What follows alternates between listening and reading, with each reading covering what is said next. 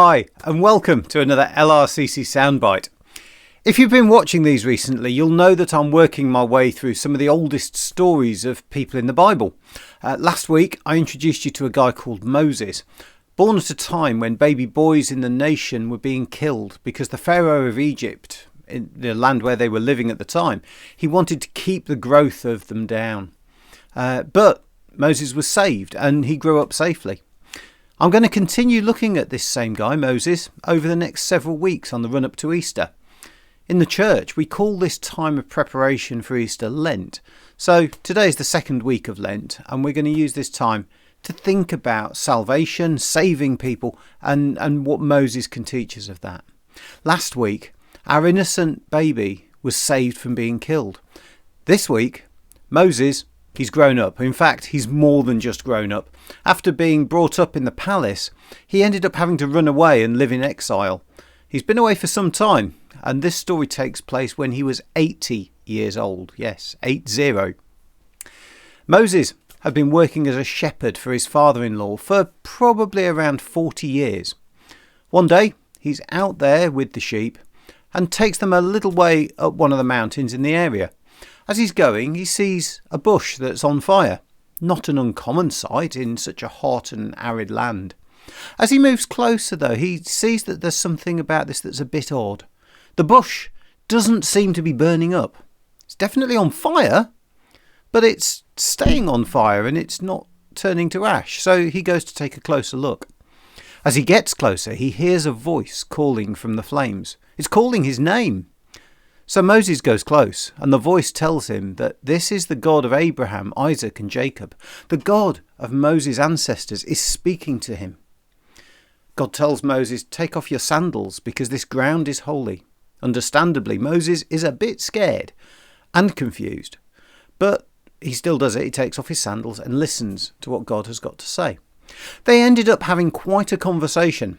God told Moses that he had heard the prayers from the tribes of people descended from Jacob's family, and that he was going to get them out of Egypt, and that Moses was the person that he'd chosen to do it. Now, our 80-year-old Moses is not so convinced, so starts to ask a whole series of questions about this. By the end of the conversation, God has given him 3 amazing miracles that he can perform to prove himself. But still, Moses continues to argue. I think the crux comes when Moses starts to beg God, saying, "Please, send someone else to do it." Now we read that God got somewhat irritated at Moses' attitude, but God didn't give up. He still persisted, and Moses did the job. He told Moses that his brother, Aaron, could go with him to do the speaking. God was not going to let Moses off. And Moses ended up doing it. Through it all, of course, Moses then became the man who was going to go on and save a whole nation. That's something we'll think about next week. But here, this one man is saved, is called back to where he was, to where he came from. He was brought back into Egypt, and God got him to identify back with his people. The people who were still slaves in Egypt, who Moses had run away from. Moses was ultimately going to become one of the most important figures in Jewish history, but only because God persisted and saved him. The Bible tells us that that's what God's like. He put himself in our way in the form of Jesus on this earth. He got in our way, in a good way. We learn that God is always there, always ready for us to turn to him. Wherever we may go, God is already there waiting for us. Not in the style of a horror film where he's chasing us, but more like a parent might follow their child around a playground just as they're toddling, and always there.